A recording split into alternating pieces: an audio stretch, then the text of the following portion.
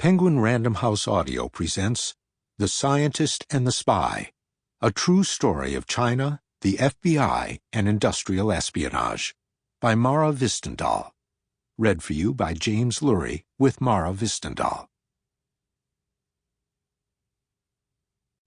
For Axel. Once, when all the maize was planted, Hiawatha, wise and thoughtful, spake and said to Minnehaha, to his wife the laughing water, "You shall bless tonight the cornfields. Draw a magic circle round them, to protect them from destruction, blast of mildew, blight of insect, Wagamin the thief of cornfields, Pymocide, who steals the maize ear." Henry Wadsworth Longfellow, Part 13, Blessing the Cornfields, the Song of Hiawatha. 1. Fall, 2011. Deputy Cass Bowman sped toward the farm, the bright morning sun glaring through the window of his patrol car.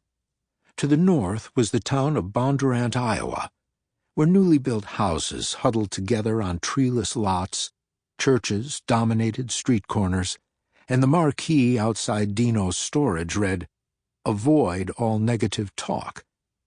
To the south was a Tetris puzzle of cornfields, God-fearing citizens on one side, vast fields on the other, and two-lane 70th Avenue running like a ruler between the two. A few miles east of town, Bowman steered the patrol car toward the corn. The fields were a few weeks from harvest, and the corn stretched over 7 feet tall. Central Iowa had blossomed into the lingering, pleasant days that make its winter hibernation bearable. Just a few minutes earlier, Bowman had been about to take a coffee break at the Get-and-Go when an alert came over the radio for an incident out by 96th Street. South of here, walking westbound, there is an Asian male wearing a suit walking through a farm field. He was dropped off. Nature of incident? Suspicious. 18 years in the Polk County Sheriff's Office had taught Bowman to suspend judgment. Bondurant was a sleepy place, its dramas centered on grass clippings left in the street and holes dug in lawns by stray farm cats. But still, Bowman saw his share of action. The area he patrolled included the outskirts of Des Moines, and in addition to making traffic stops, he had worked murders and negotiated for hostages. Once, he pursued a meth-fueled driver in a car chase that ended with the driver's girlfriend being flung to her death in a grisly crash. Best-case scenario, he thought, the man in the field was simply an unusually well-dressed farm worker whom a neighbor had mistaken for an intruder. Worst-case scenario, the man was burying a body. Bowman slowed the patrol car to a stop in a grassy clearing alongside a drainage ditch. About 100 yards into the field was a thin, neatly dressed man.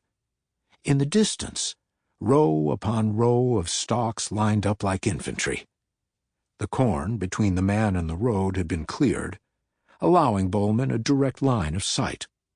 To his left was a cheery stucco dwelling with a broad veranda and a white picket fence encircling a pasture for grazing horses. 2 other deputies arrived around the same time and were on their way out to talk to the man, so Bowman walked over to the house to chat with the farmer who owned the land. The farmer worked this land with his brother, planting part of it for their own use and part of it under contract with Monsanto. He told Bowman that he'd been out doing his morning rounds when he spotted the unfamiliar man walking on the Monsanto plot.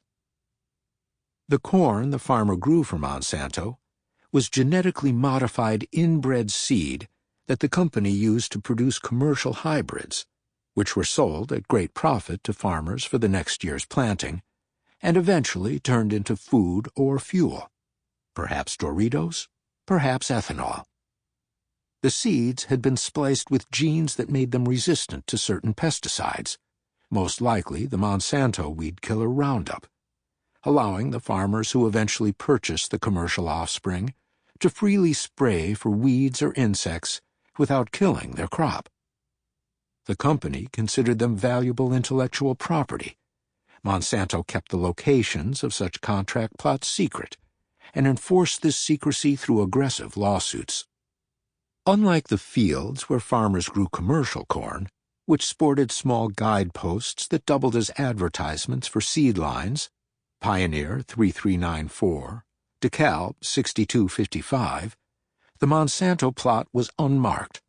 Even the farmer himself knew little about the seed growing on his land. For part of the season, that was sufficient protection. Only locals who watched the Monsanto truck arrive to measure growth or spray pesticides knew that certain fields grew proprietary inbred seeds.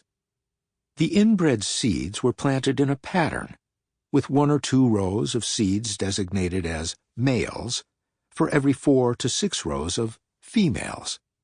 Then, in midsummer, as the commercial corn in the surrounding fields stood tall, Monsanto sent in machines to detassel the female rows of corn, shearing off their yellow, pollen-laden crowns in a mass spaying, leaving only the male plants intact. Soon after, the males fertilized the females, and then the company mowed down the male rows of corn. The field now looked like a buzz cut with lines shaved into it, making it easy for outsiders to identify. And the man looked like an outsider. It was his face that the farmer had noticed first. The man had angular features, with a broad forehead framed by a receding flop of black hair. But more important was the way those features combined in the farmer's mind to cancel out other details. Bondurant, population 3,860, is 97% white. The man was not. The man walked with his head down, the farmer reported, as if he were scanning the ground. After considering the man's race, the farmer thought about his clothes: khakis, dress shoes, a short-sleeved collared shirt, and he'd been dropped off by a gray SUV, which had then driven away. Why the hell did the car leave?